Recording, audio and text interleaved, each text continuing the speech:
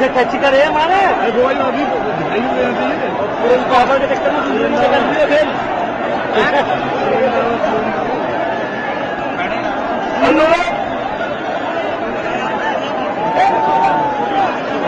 मोदी हम तो जानते हैं कि भारतीय जनता पार्टी अपने बड़ों का सम्मान करती है। उत्तर प्रदेश के दौरानिक नेता उत्तर प्रदेश के उपाध्यक्ष प्रधानमंत्री विधायक और आगे भारतीय जनता पार्टी के नेतृत्व में चले जाते हैं। ऐसे हमारे महान नेता जिन्होंने कुछ नहीं कही तो उन्होंने जिंदगी लगाया था। आज गोवा की जगह हमारे मंच पर मौजूद है उन नेता के स्वागत के लिए मैं आगामी हमारी मोदी जी से निवेदन करूंगा मेरा समझ का स्वागत कर हमारी नई परंपरा को बदलने के लिए तैयार करते हैं। धन्यवाद मोदी।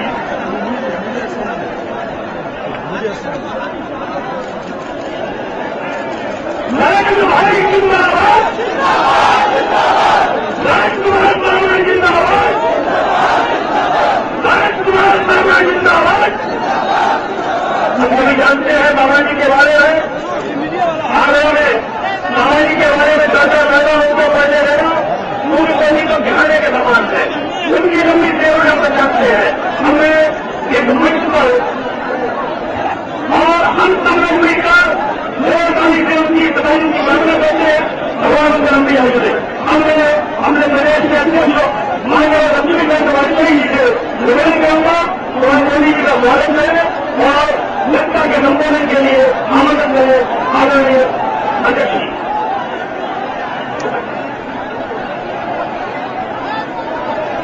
नौजवान साथियों, एक नारा लगाने का आग्रह मैं आपसे करना चाहता हूं।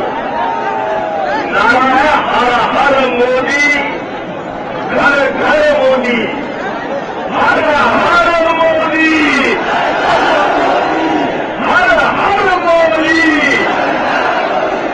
हर हर मोदी। बंधुओं, आज का इसकी सभा में हमारे राष्ट्रीय अध्यक्ष माननीय श्री राजनाथ सिंह जी को भी आना है, लेकिन ये बात कहने में मुझे कोई संकोच नहीं है। सभाओं में सोचती हुई भीड़, सोचती हुई लोक नेता से दिल्ली की सरकार घबरा रही है। सूचना प्रसारण मंत्री मनीष तिवारी ने एडवाइजरी जारी करके जहां दूरदर्शन मीडिया के लोगों को प्रतिबंधित किया, आज माननीय राष्ट्रीय अध्यक्ष 1 घंटे से पालम एयरपोर्ट पर रनवे पर खड़े हैं। उनके जहाज को अभी तक उड़ने की अनुमति नहीं दी है ट्रैफिक कंट्रोल ने। अभी भी 1 घंटे से हवाई जहाज उनका रनवे पर खड़ा है और उड़ नहीं पाया है। माननीय मोदी जी हमारे बीच में आ रहे हैं। मैं हम सबके प्रेरणा स्रोत गांधी और पटेल की धरती से जननायक के रूप में हुए देश की जनता की आकांक्षाओं के प्रतीक भारत माता के सेवा के रूप में भारत के प्रधानमंत्री के रूप में पार्टी के द्वारा नामित आदरणीय श्री नरेंद्र मोदी जी से मैं विनम्रतापूर्वक आग्रह करता हूं कि जन सैलाओं को संबोधित करें, जनता से मुखातिब आदरणीय मोदी जी।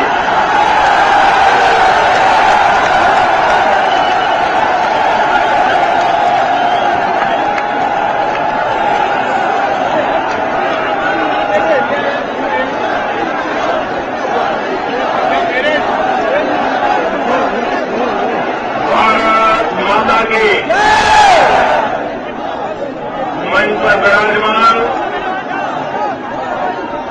उत्तर प्रदेश भारतीय जनता पार्टी के अध्यक्ष श्रीमान लक्ष्मीकांत वाजपेयी जी, हमारी पार्टी के वरिष्ठ नेता आदरणीय कल्याण सिंह जी, श्रीमान लालजी टंडन जी, श्री कलराज मिश्रा जी, श्री रमाकुंडी जी, भाई अशोक प्रधान जी, विवेक कटियार जी, श्रीमान अमित भाई शाह, रामेश्वर चौरसिया, वीरेंद्र रावत, मंच पर विराजमान पार्टी के सभी वरिष्ठ नेतागण और दूर दूर से जहां भी मेरी नजर पहुंचे सभी सब नजर आ रहे हैं।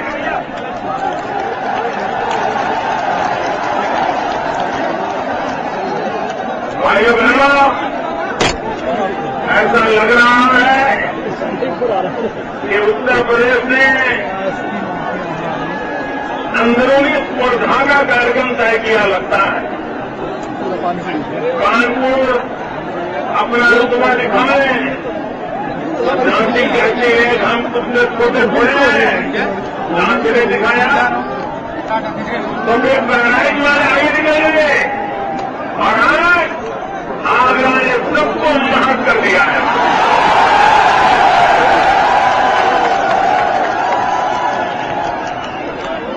भाइयों बहनों,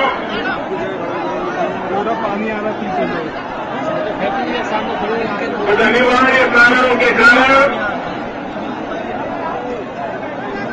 मेरे पहुंचने के कार्यक्रम में बदलाव हुआ और परिणाम स्वरूप 3 घंटे तक इस कड़ी धूप में आप सबको इंतजार करना पड़ा। इसके लिए मैं आप सबकी क्षमा चाहता हूं। भाइयों बहनों,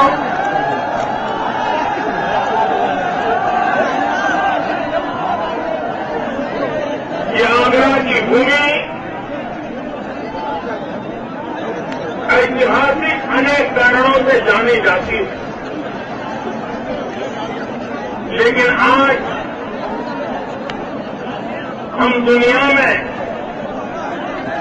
जब हिंदुस्तान का ब्रांडिंग करते हैं, भारत की भिन्न भिन्न ताकत का परिचय जब करवाते हैं, तो उसमें सबसे पहले विश्व के सामने आगरा का ताजमहल प्रस्तुत करते हैं।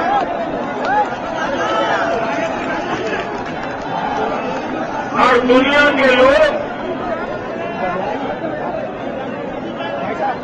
जिनको टूरिज्म का शौक रहता है, विश्व को जानने समझने की इच्छा रहती है, ये लोग आगरा आना जरूर पसंद करते हैं। भाइयों बहनों, सारे विश्व में टूरिज्म का उपयोग सर्विस सेक्टर इतना तेजी से बढ़ रहा है, एक अनुमान है कि निकट भविष्य में ये टूरिज्म का बिजनेस $3 ट्रिलियन तक पहुंचेगा, $3 ट्रिलियन तक। लेकिन पूरे विश्व में टूरिज्म का इतना बड़ा बिजनेस होगा, लेकिन क्या वो आगरा के नसीब होगा? क्या आगरा के भाग्य में कुछ आएगा? क्या आपको लगता है कुछ आएगा? मुझे नहीं लगता है आएगा। इसका कारण है कि दिल्ली में बैठी हुई सरकार, उनकी सोच में गड़बड़ है। कौन से काम को प्रायोरिटी देना चाहिए, किस काम को प्राथमिकता देनी चाहिए, इसमें वो निर्णय नहीं कर पाते। अगर टूरिज्म का इतना बड़ा संभावनाएं पड़ी है, आगरा का ताजमहल विश्व भर में जाना माना है, या आगरा में एक अच्छा एयरपोर्ट नहीं बना सकते? क्या आगरा में विश्व भर के टूरिस्ट आए यहां पहुंचे? ऐसा प्रबंध नहीं हो सकता है। लेकिन भाइयों बहनों, कोई मंत्रियों का किसी इलाके से आ जाए, छोटा सा गांव हो, वहां तो वो एयरपोर्ट बना देता है, वहां तो वो एयरपोर्ट बना देता है। लेकिन आगरा जो विश्व के टूरिस्टों को आकर्षित करने का सामर्थ्य रखता है, उस आगरा के प्रति अन्याय किया जाता है, उपेक्षा की जाती है। और भाइयों बहनों, कभी इसको कहो तो वो कहता है राज्य की जिम्मेवारी, राज्य को कहो तो बोले केंद्र की जिम्मेवारी, राज्य वाले कहते हैं यहां करो, केंद्र वाले कहते हैं वहां करो, और करता कोई नहीं है। भाइयों बहनों, हम यमुना के पास हैं, लेकिन आगरा तो पीने का शुद्ध पानी नहीं उपलब्ध हो रहा है। आजादी के 60 साल बीत चुके, लेकिन उसके बावजूद भी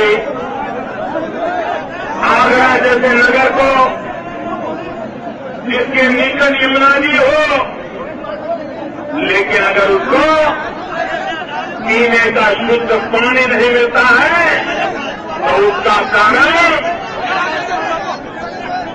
लखनऊ में बैठे हुए शासक,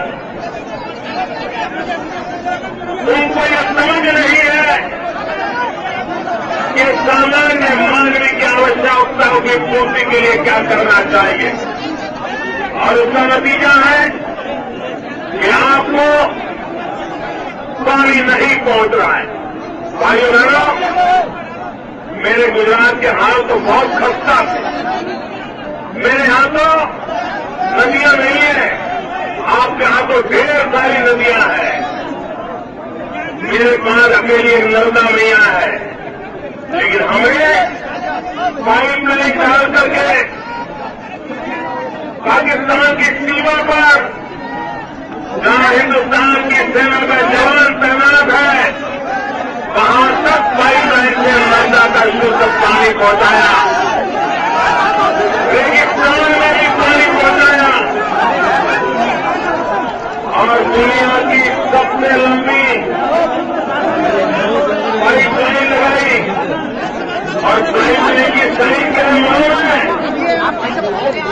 पाइप लाइन की साइज इतनी बड़ी है कि हमारे मित्र भाई अखिलेश मारुति कार में बैठ करके परिवार के साथ उस पाइप लाइन के अंदर गाड़ी चला सकते हैं।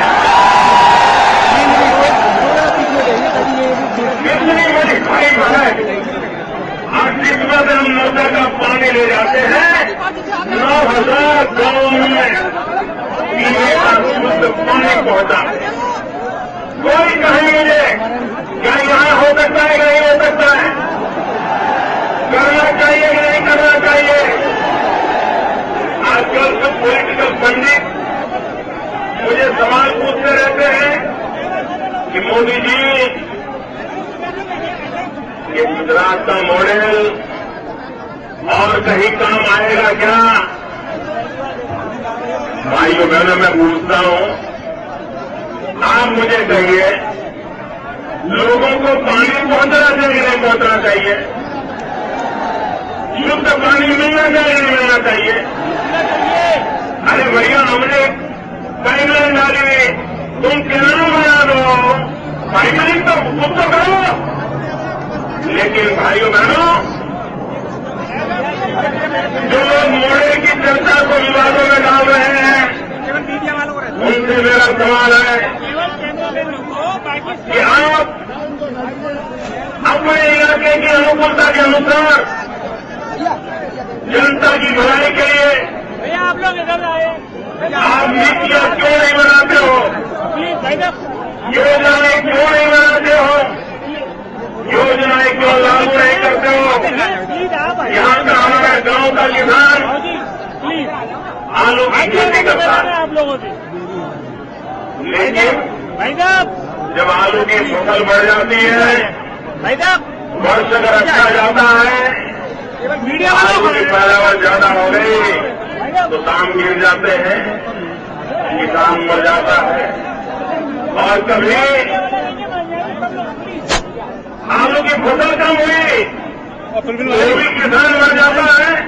कहीं से पानी मांगा क्या समय की मांग नहीं है ऐसे ही मांगा कि आज हम हमारे देश में हमारा किसान जब पैदावार करता है उसके वैल्यू एडिशन पर बल दें, मूल्य वृद्धि पर बल दें। अगर आप आलू बेचते हैं तो कम पैसों में जाता है, लेकिन अगर पोटेटो चिप बना करके बेचते हो तो पैसे ज्यादा मिलते हैं। हमें मूल्य वृद्धि की ओर क्यों नहीं जाना चाहिए? भाइयों बहनों, मेरे यहां बनासकांठा का जिला है, आलू की खेती करता है। हमने 2 चीजों में बल दिया।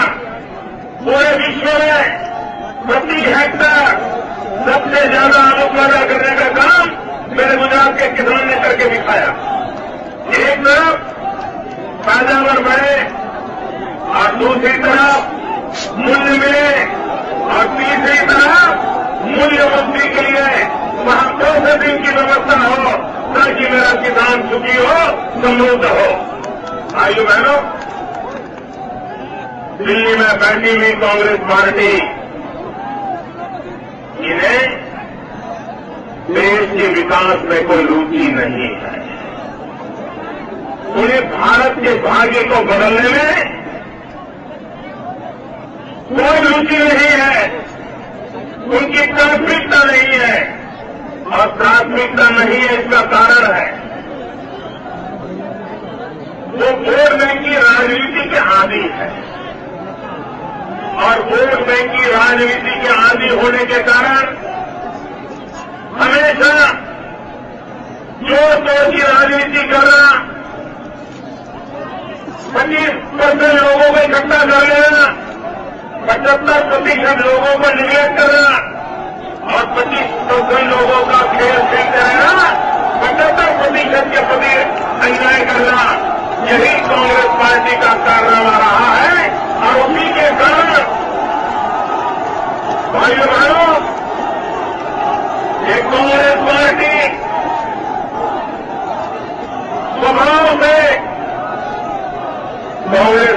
स्वभाव से विघटनकारी पार्टी है, विभाजन करने वाली पार्टी है। विभाजन करो और राज करो, बांटो और राज करो, यही कांग्रेस पार्टी का स्वभाव है। देश जब आजादी के लिए लड़ाई लड़ रहा था तब उन्होंने देश का विभाजन किया। तुष्टीकरण की राजनीति के लिए उन्होंने वंदे मातरम के भी 2 टुकड़े कर दिए। इन्होंने हिंदुस्तान में 2 कानून लगा दिए, कश्मीर को अलग कानून, बाकी हिंदुस्तान को अलग कानून। विभाजन करना, पानी का झगड़ा हो, एक राज्य को दूसरे राज्य के साथ लड़ा देना, पानी के प्रश्नों को लटकाए रखना, कभी भाषा के नाम पर राज्यों की रचना करके बंटवारा करना, कभी उत्तर और दक्षिण का बंटवारा करना, कभी गांव और शहर का बंटवारा करना। भाइयों बहनों, यही कारनामे कांग्रेस पार्टी के स्वभाव में रहे हैं और ये आदत छोटी छोटी पार्टियों को भी लगी। कांग्रेस की वोट बैंक की राजनीति और भी दल सीखने लग गए। सपा ने भी कांग्रेस की वोट बैंक की राजनीति को चुराया, बसपा ने भी कांग्रेस की वोट बैंक की राजनीति को चुराया और ये दोनों कांग्रेस से सवाए सिद्ध हो गए। कांग्रेस ने वोट बैंक की राजनीति चुरा करके उन्होंने उसमें अपना रंग भर दिया, अपना खेल जोड़ दिया और उसका परिणाम ये आया कि वोट बैंक की राजनीति में कौन आगे निकले, उसकी देश में स्पर्धा हो गई। वोट बैंक की राजनीति की स्पर्धा में कभी सपा आगे, कभी बसपा आगे, कभी कांग्रेस कोशिश करती है, लेकिन इस कांग्रेस के पाप का परिणाम है कि सपा और बसपा जैसे लोग पैदा हुए हैं। भाइयों बहनों, ये वोट बैंक की राजनीति ने देश को तबाह करके रखा है। आज देश को समय की मांग है विकास की राजनीति करने की। और हिंदुस्तान में आज अकेली भारतीय जनता पार्टी ऐसी है जो राष्ट्रवाद के आधार पर चल रही है, जोड़ने की राजनीति कर रही है। तोड़ने वालों को जितना जल्दी हम खात्मा बनाएंगे, इतना ही देश का भाग्य उज्जवल होगा। और इसलिए भाइयों बहनों, एकमात्र भारतीय जनता पार्टी आज हिंदुस्तान की राजनीति में वोट बैंक की राजनीति से ऊपर उठ करके सिर्फ विकास की राजनीति का वादा करने आई है। और भाइयों बहनों, मैं आपको विश्वास दिलाता हूं, मैं गुजरात के मेरे अनुभव से कहता हूं कि अगर हम देश में विकास की राजनीति के पहलू को लेकर के चलेंगे तो इस जातिवाद का जहर भी खत्म हो जाएगा, ये संप्रदाय के जहर भी खत्म हो जाएंगे, ये परिवारवाद भी खत्म हो जाएगा, समाज के सभी लोगों का कल्याण होगा। भाइयों बहनों, दलित हो, पीड़ित हो, शोषित हो, किसान हो, गांव गलियारे का गरीब हो, हरेक को अवसर मिलना चाहिए, उसको मौका मिलना चाहिए। आज हिंदुस्तान दुनिया का सबसे युवा देश है। 65% जनसंख्या 35 साल से कम उम्र की है, लेकिन देश के नौजवान बेरोजगार बैठे। दिल्ली में बैठी हुई कांग्रेस की सरकार, उसने वादा किया था कि अगर दिल्ली में उनकी सरकार बनेगी तो वे हर वर्ष 1 करोड़ नौजवानों को रोजगार देंगे। भाइयों बहनों, मुझे जवाब देंगे आप जवाब देंगे मुझको?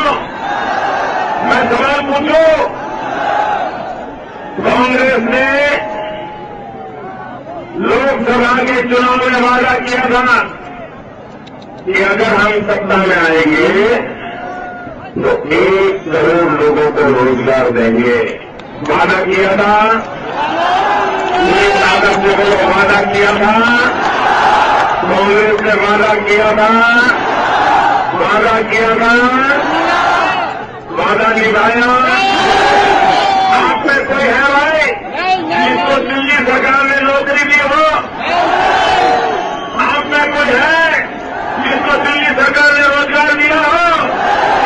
अरे भाइयों बहनों, रोजगार लेने की बात छोड़ो, आगरा में तो सारे कारखानों को ताला लगा दिया है, ताला लगा दिया। रोजगार फिर नहीं आया यहाँ के नौजवानों का।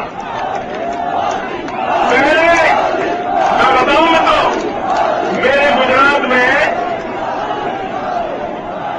मेरे गुजरात में उत्तर प्रदेश के हर जिले से लोग रहते हैं, लेकिन आगरा से बहुत कम आते, बहुत कम आते। मैं देख रहा हूं कि इस इलाके से भी बहुत बड़ी मात्रा में नौजवान गुजरात आते हैं। मैंने पूछा कि भाई क्या हाल हो गया, आगरा भी छोड़ना पड़ रहा है? उन्होंने कहा साहब, वहां जीना भी मुश्किल है और रोजमर्रा गुजारा करना भी मुश्किल है। भाइयों बहनों, आज देश के नौजवान को रोजी रोटी के लिए अपना गांव छोड़ना पड़े, घर छोड़ना पड़े, अपना परिवार छोड़ना पड़े। भाइयों बहनों, ये कब तक हमारा गांव का नौजवान इस प्रकार से चलता रहेगा, जीवन जोड़ता रहेगा? और इसलिए भाइयों बहनों, मैं आपसे कह रहा हूं, अगर विकास नहीं होगा, नौजवान, गांव गरीब किसान के परिवार का बेटा, उसको अगर अपना गांव छोड़ करके जाना पड़ेगा तो कहां भटकेगा। हमारे नौजवान को रोजगार चाहिए, अगर रोजगार चाहिए तो उद्योग लगाने पड़ेंगे, कृषि के अंदर विकास करना पड़ेगा, सर्विस सेक्टर को बढ़ावा देना पड़ेगा। अगर हम, लेकिन दिल्ली की सरकार को लकवा मार गया है दोस्तों।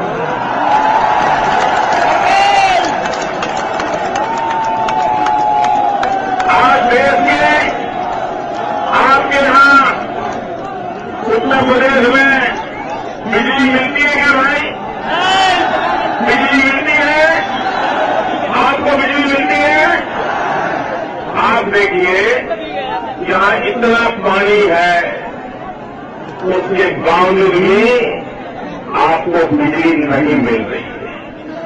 2 घंटे, 4 घंटे, 6 घंटे ये बिजली से आपको गुजारा करना पड़ता है। मां बीमार है, पंखा नहीं चल रहा, बेटे की एग्जाम है, रात को पढ़ना जाता है, बिजली गुल है, घर में बेटे की शादी हुई है, नई नई बहू आई है, नया टीवी सेट है, लेकिन उसको बेचारी को आज भी कभी बहू ने देखना है तो टीवी नहीं चल रहा।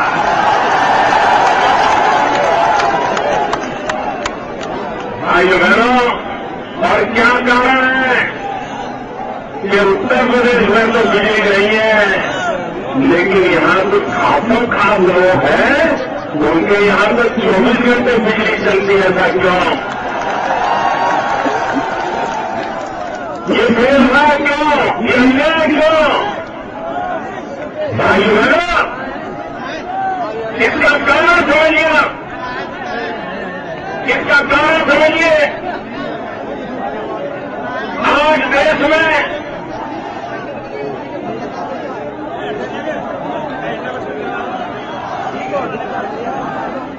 देश में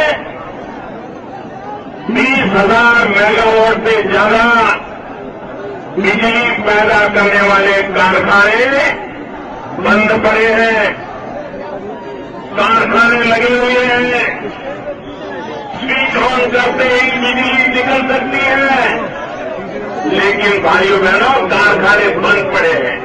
क्यों बंद पड़े हैं? इसलिए बंद पड़े हैं क्योंकि कोयला नहीं है, कोयला नहीं है। कोयला क्यों नहीं है? कोयला चोरी कर लिए गए, कोयला चोरी।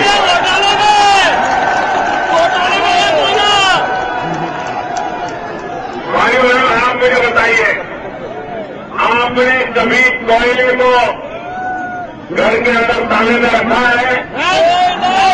क्या कभी आपने कोयले को घर में ताले के अंदर रखा है? आपके घर के बाहर ही कोयला पड़ा रहता है, जो पड़ा रहता है? कभी कोयले की चोरी होती है? कितना ही बड़ा बदमाश चोर होगा, कोयले को हाथ लगाता है? भाइयों बहनों, दिल्ली में ऐसी सरकार बैठी है, कोयला खा गई।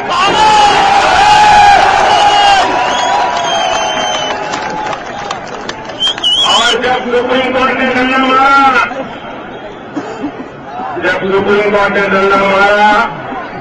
जांच शुरू हुई तो क्या कहा? भाई गोविंद, भाई गोविंद कहते हैं। अरे सुप्रीम कोर्ट के दरवाजे पर तो आप कह देते हो कि फाइट हो गई है, लेकिन पूरा देश कह रहा है पूरी की पूरी सरकार हो गई है, पूरी की पूरी सरकार।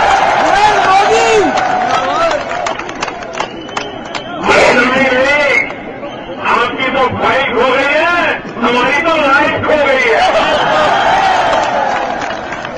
भाइयों बहनों,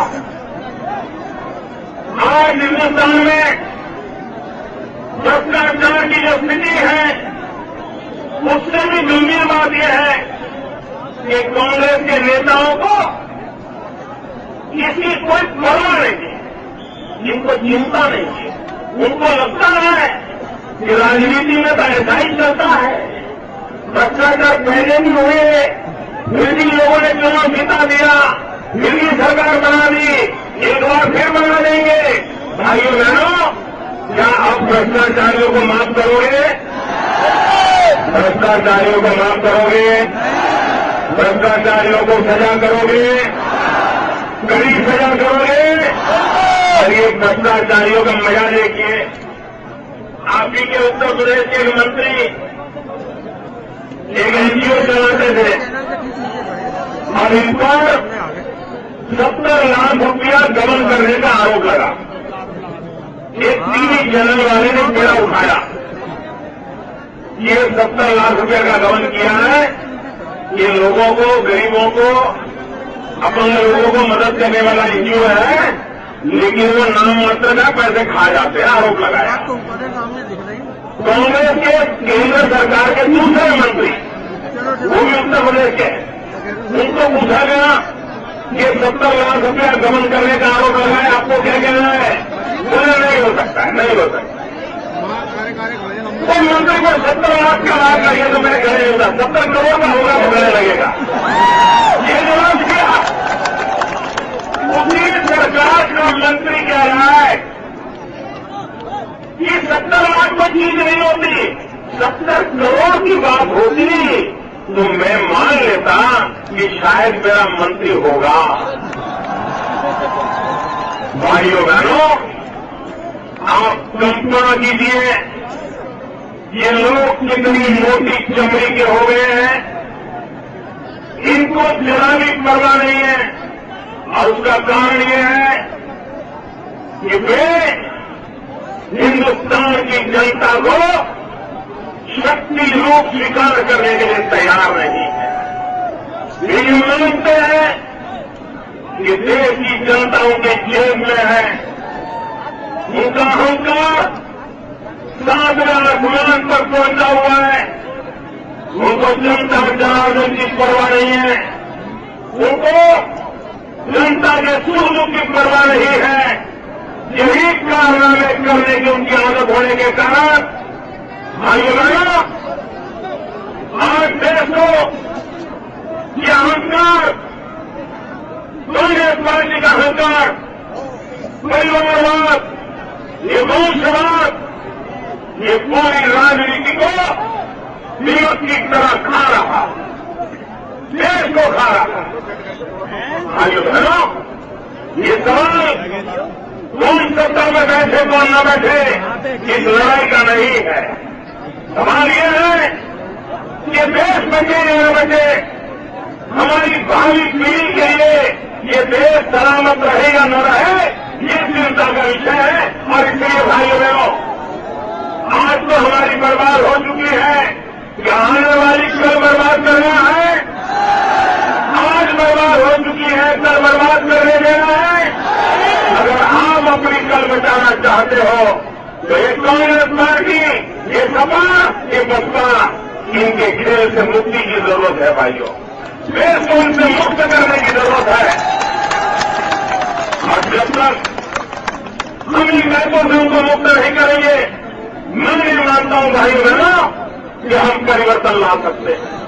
भाइयों बहनों, अब आप इतनी बड़ी संख्या में आए, आपने इतना समर्थन किया, मैं आपका बहुत बहुत आभारी हूं।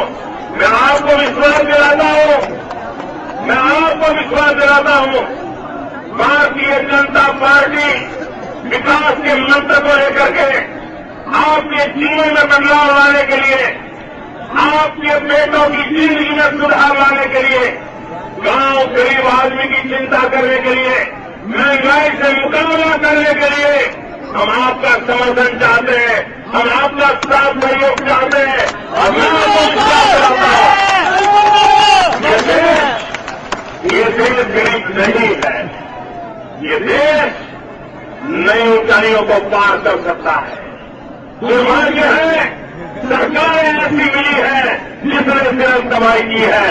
अटल जी को थोड़ा कालखंड मिला था, लेकिन उस छोटे से कालखंड में ये देश को ऐसी ऊंचाइयों पर ले गए ताकि आज भी देश गर्व करता है। आने वाले दिनों में भारतीय जनता पार्टी देश को नई ऊंचाइयों पर ले जा सकती है। आप मेरे साथ तो हाथ बंद करके बोलिए, भारत माता की पूरी ताकत से बोलिए, भारत माता की, भारत माता की, भारत माता की। बहुत बहुत धन्यवाद भैया।